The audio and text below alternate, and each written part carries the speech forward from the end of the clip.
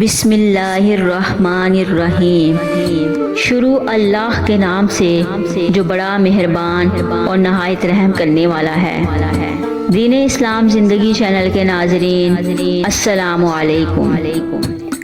آج کی اس ویڈیو میں ہم آپ کو حضرت محمد صلی اللہ علیہ وآلہ وسلم کی رضاعت کی کہانی دائی حلیمہ کی زبانی سنائیں گے۔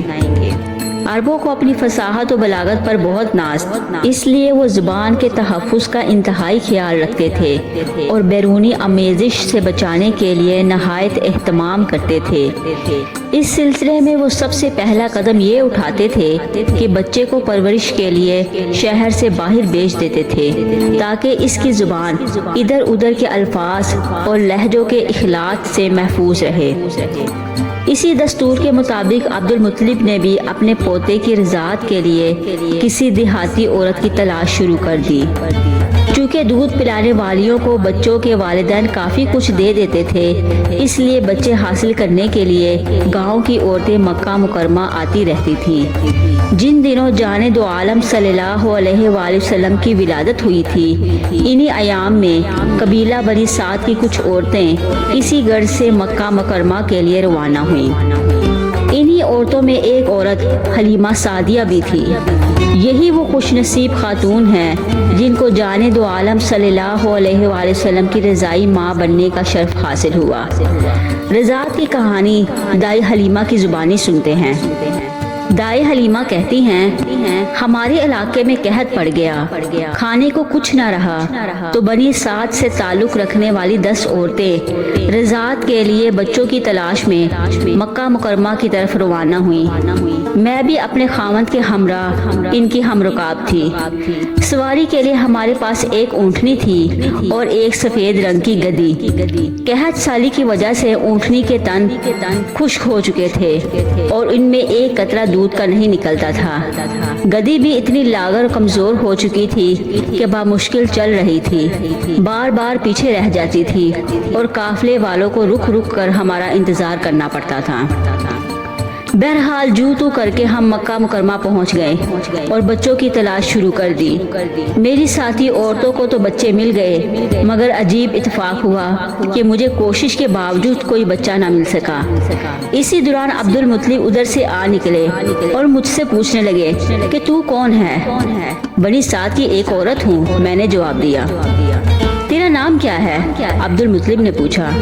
حلیمہ، میں نے بتایا۔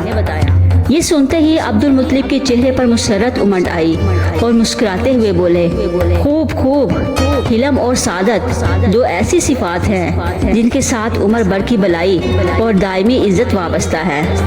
حلیمہ، میرے گھر میں ایک یتیم بچہ ہے۔ میں نے اس کے بارے میں بنی سعد کی دیگر عورتوں سے بھی بات چیت کی ہے، مگر والد زندہ نہ ہونے کی بنا پر کوئی عورت اسے لینے پر آمادہ نہیں ہوتی۔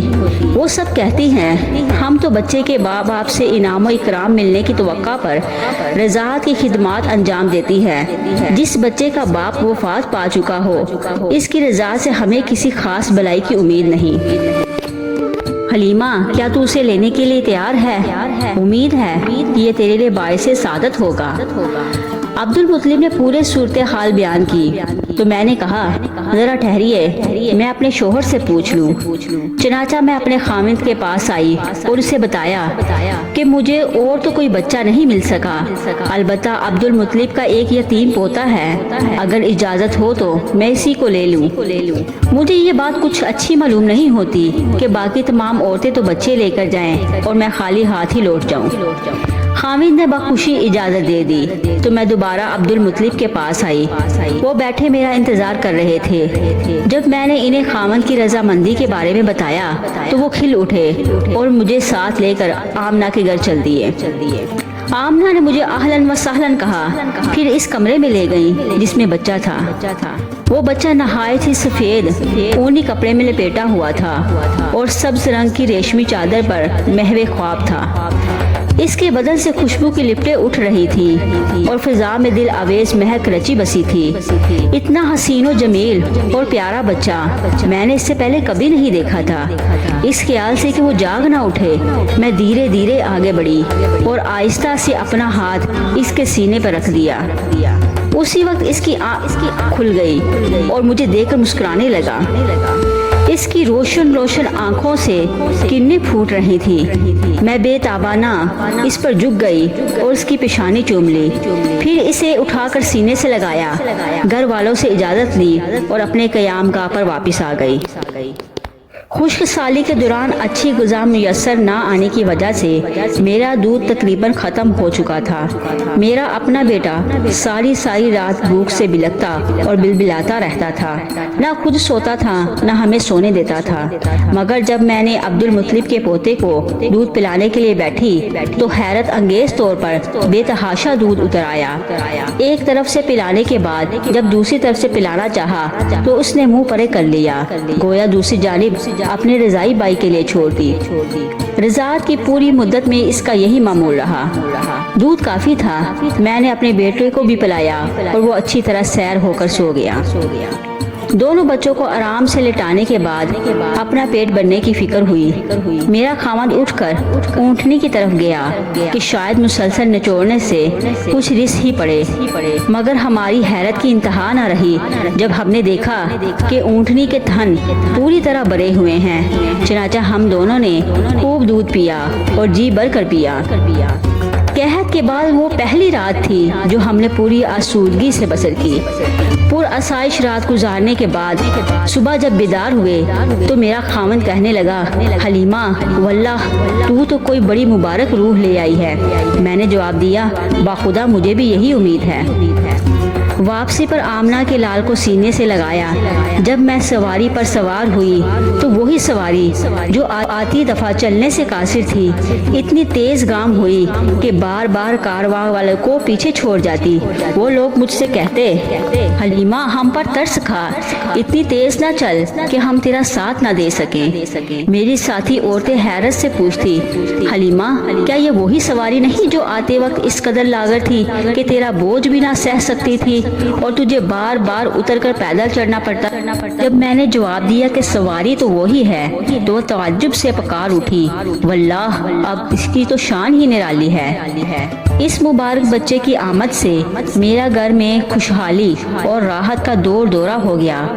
ہمارا علاقہ قحط زدہ تھا، گھاس اور سبزہ نام کو بھی نہ تھا، مگر میری بکریاں جب سرے شام صحرا سے واپس آتی تو ان کے پیٹ غذا سے اور تھن دودھ سے بھرے ہوتے، جبکہ باقی لوگوں کی بکریاں بھوکی لوٹ کر آتی اور ان کے نیچے ایک قطرہ دودھ کا نہ ہوتا۔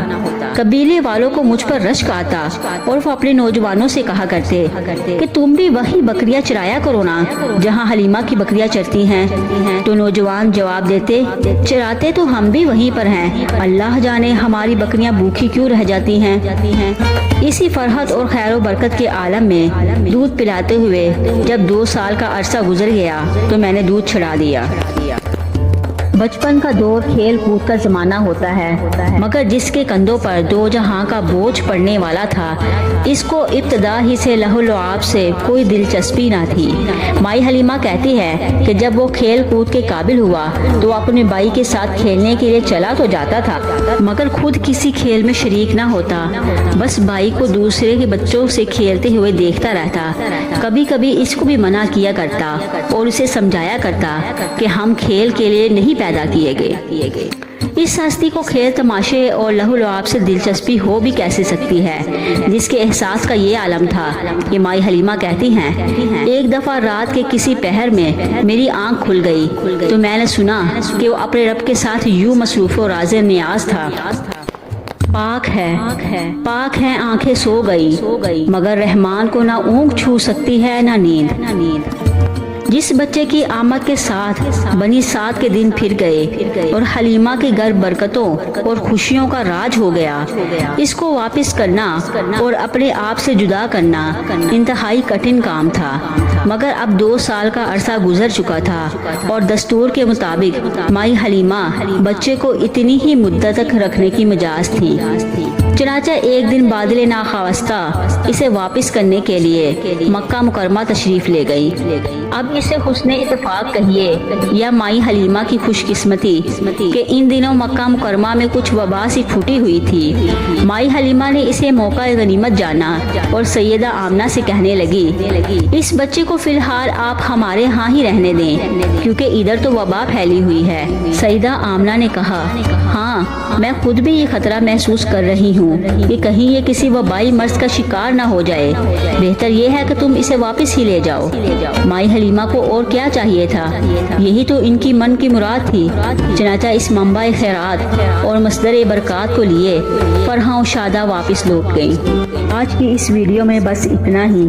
مزید رضاعت کی کہانی دائی حلیمہ کی زبانی جاننے کے لیے ہمارے چینل کو سبسکرائب کریں اور ساتھ میں لگے بیل آئیکن کو بھی پریس کر دیں تاکہ آپ لوگوں کو نئی آنے والی ویڈیو کا نوٹیفیکیشن ملتا رہے، اور ساتھ کمنٹ باکس میں اپنے قیمتی رائے کا اظہار بھی ضرور کیجیے گا۔